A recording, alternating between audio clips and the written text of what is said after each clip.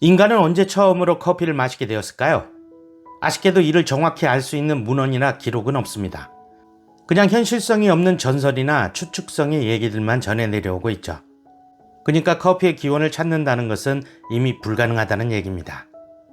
그럼에도 그 중에서도 칼디의 전설이라는 이야기가 가장 그럴듯하다고 여겨지고 있습니다. 커피의 기원이라고 가장 널리 알려진 칼디의 전설은 아프리카 에티오피아에서 시작됩니다. 커피 매니아라면 누구나 알고 있는 바로 예가체프의 발원지인 그 에티오피아입니다. 그곳에서 목동 일을 하던 칼디라는 소년이 있었습니다.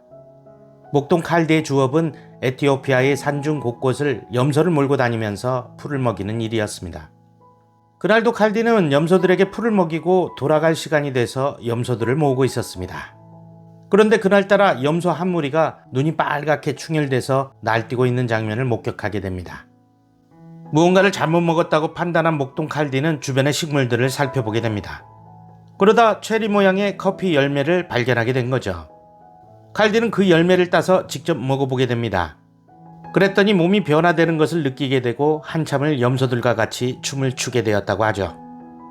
피로감이 풀리고 힘이 나는 느낌, 바로 카페인의 각성 효과가 나타났다는 얘기입니다.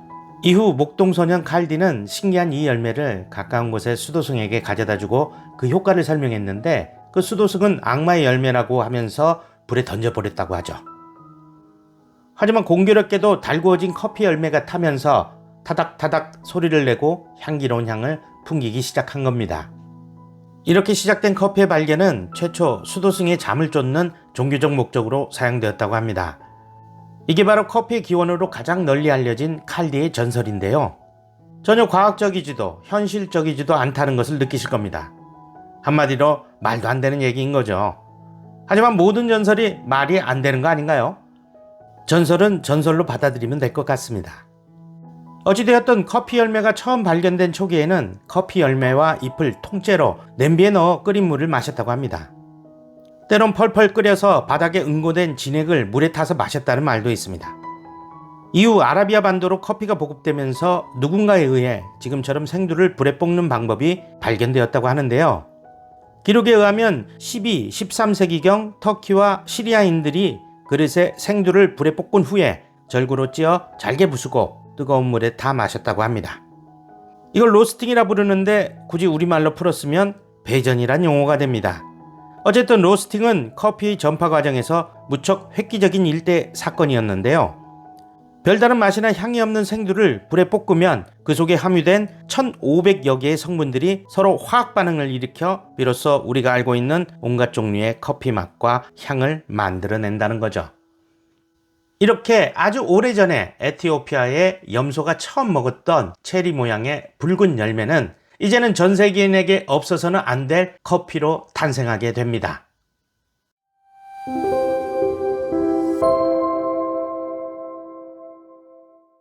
커피라는 말의 기원은 고대 아랍에서 유래돼서 터키어를 거쳐 탄생했다고 합니다. 그리고 커피가 처음 재배되었던 곳은 1500년경 아라비아 반도 남단의 예멘 지역으로 이곳에서 대규모의 커피 경작이 시작되었다고 합니다. 예멘의 모카항은 당시 커피의 주요 수출 항구였는데 가공 방법에 대한 철저한 비밀 유지가 이루어졌다고 하네요. 이후 인도 출신의 이슬람 승려인 바바부단이 이곳에서 커피 씨앗을 몰래 훔쳐서 인도에 심고 또 그 뒤에 네덜란드인이 묘목을 훔쳐서 자신들의 식민지에 심게 되는데요. 문익점의 모카씨 같은 거죠. 오래된 역사의 기록들을 살펴보면 세계화라고 하는 글로벌은 대부분 절도와 같은 범죄로 시작되었던 것 같습니다. 아무튼 네덜란드인들은 암스테르담 식물원에서 시험적인 재배를 하다가 본격적으로 현재의 스리랑카인 실론에 커피를 처음 심게 되고 이후 인도네시아 자바에서 대규모 경작을 하게 됩니다. 이렇게 네덜란드는 당시 유럽의 주요 커피 공급처가 되는데요. 이러한 기록들은 현대에 와서 의미 있는 이름으로 재해석돼서 유명한 카페나 커피의 이름으로 브랜딩되기도 합니다. 예멘, 모카, 바바부단, 실론, 자바 등등이 모두 그러한 예죠.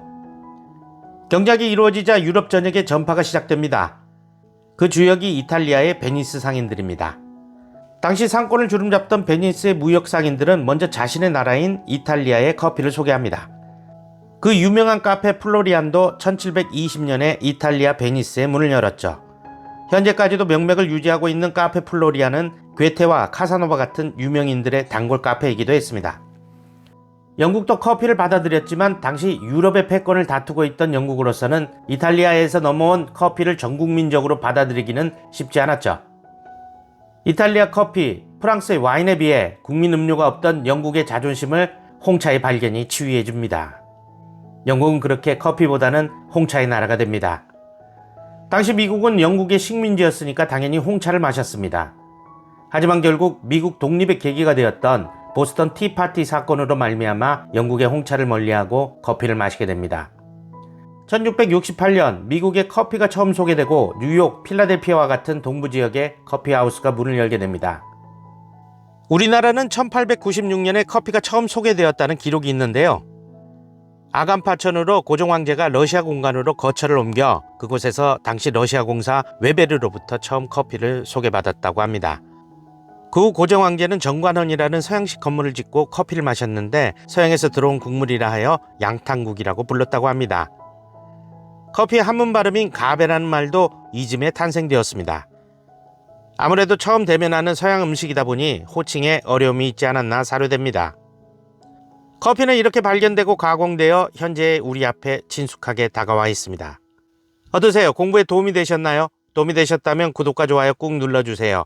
알림 설정도 잊지 마시고요. 저에겐 큰 힘이 됩니다. 이 채널이 있는 이유는 당신이 있기 때문입니다. 당신의 덕분입니다.